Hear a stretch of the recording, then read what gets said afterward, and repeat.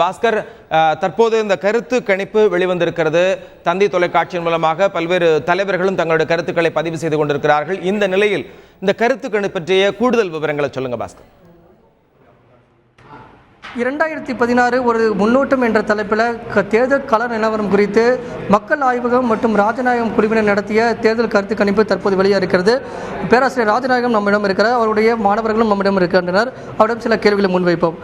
2016 அடுத்த முதல்வர் யார் என்ற தலைப்பில் நீங்கள் உங்களுடைய கேள்விகளை முன்வைத்து 3370 பேர்கிட்ட கருத்துக்கள் கேட்டீங்க. அதில் வந்திருக்கக்கூடிய தகவல் என்னென்ன, மற்ற தகவல்களும் பற்றி சொல்லுங்கள். அது வரப்போகிற தேர்தலை பற்றி நீங்கள் கேட்டிங்கன்னா, அந்த தேர்தலில் முதல்வர் ஆகுவதற்கான தகுதி, திறமை, வாய்ப்பு இருக்கக்கூடிய முதல் 5 நபர்களை மக்கள் தேர்ந்தெடுத்திருக்கிறாங்க, குறிப்பிட்டிருக்கிறாங்க. அதில் ஜெயலலிதா முதல் இடத்துல 31.56 புள்ளிகள் பெற்றிருக்கிறாங்க. இரண்டாவது இடத்துல ஸ்டாலின் 27.98 புள்ளிகள். கருணாநிதி மூன்றாவது இடத்துல 21.33 புள்ளிகள். நான்காவது இடத்துல விஜயகாந்த் 6.24 புள்ளி. அன்புமணி ஐந்தாவது இடத்துல 2.27 புள்ளிகள் பெற்றிருக்கிறாங்க. இது முதல்வருக்கான வேட்பாளர்கள், அவங்களை பற்றிய ஒரு மதிப்பீடு. வாக்கு அப்படின்னு வரும்போது அதாவது தற்போதைய அரசியல் சூழலில் இந்த பின்னணியில் இன்றைக்கு வாக்களிப்பதா இருந்தால் அதிமுக முதல் இடத்துல இருக்குது, 34.1 விழுக்காடு பெற்று முதலிடம் அதிமுகவுக்கு. அது தொடர்ந்து ஏறத்தாழ நெக் டு நெக் அப்படின்றது மாதிரி திமுக 32.6 விழுக்காடு பெற்றிருக்குது.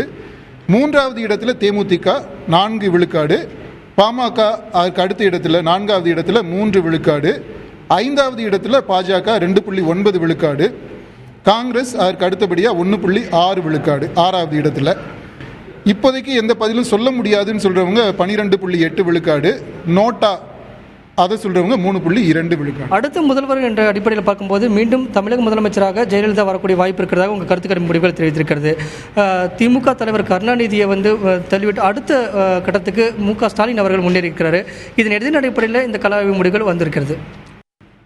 அதாவது மக்கள்கிட்ட நம்ம கேட்குறோம், இப்போ இருக்கக்கூடிய ஆளுமைகளில், அதாவது பர்சனாலிட்டிஸ், அதில் முதல்வர் ஆவதற்கான தகுதி, திறமை, வாய்ப்பு இதெல்லாம் ஒட்டுமொத்தமாக இருக்கக்கூடிய நபர்கள் நீங்கள் சொல்லுங்கள் அப்படிங்கும்போது அவங்க 3 நபர்களை சுட்டி காட்டியிருக்கிறாங்க.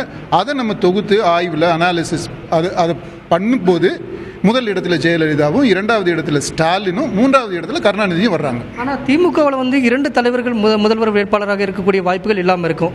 கடந்த கால வரலாற்றிலும் பார்க்கும்போது, இனி வரும் வரலாற்றிலும் பார்க்கும்போது, இந்த நிலையில் இந்த முடிவுகள் எப்படி அமையும்? அதாவது இது திமுக கேம்பெயின் ஸ்ட்ராட்டஜியை பொறுத்ததுன்னு நினைக்கிறேன்.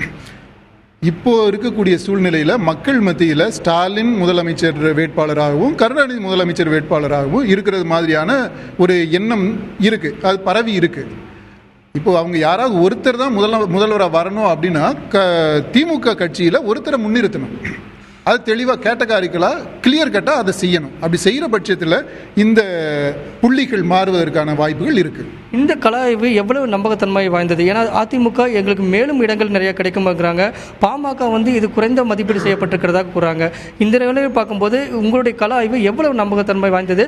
எவ்வளவு மாவட்டங்களில் சென்று எத்தனை பேர் சந்தித்து இந்த முடிவுகளை தேர்ந்தெடுக்க எவ்வளவு நம்பகத்தன்மை வாய்ந்தது?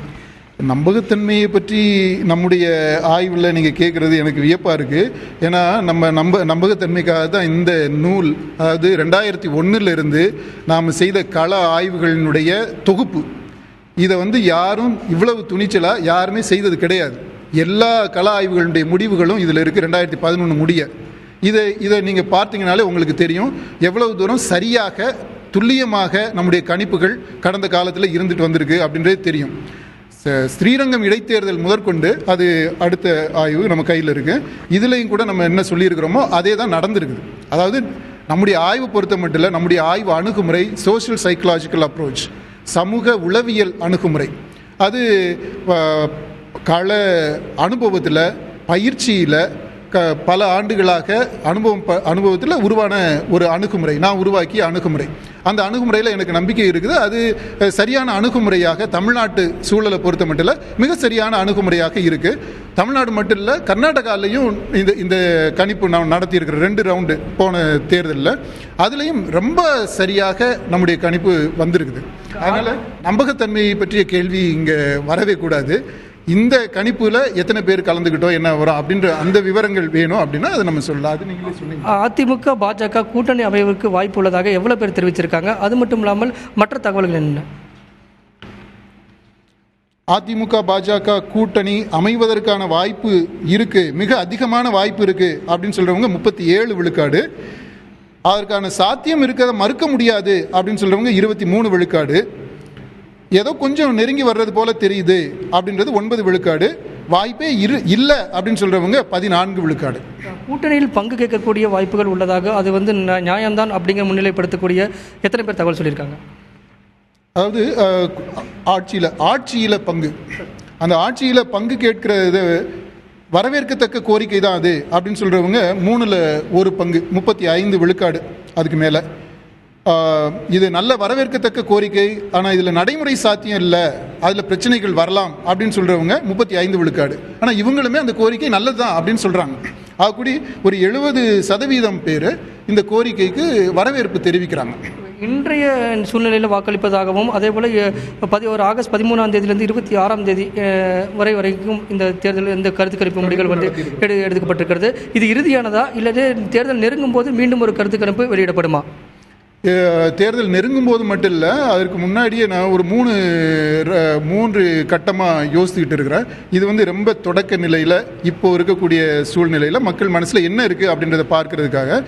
அதுக்கு அடுத்து இப்போ இந்த சட்டமன்ற கூட்டத்தொடரெல்லாம் முடிந்த பிற்பாடு கொஞ்சம் கால அவகாசம் இடைவெளி விட்டு அடுத்த இன்னொரு ரவுண்டு இருக்கும். அது டிசம்பருக்கு முன்னாடி.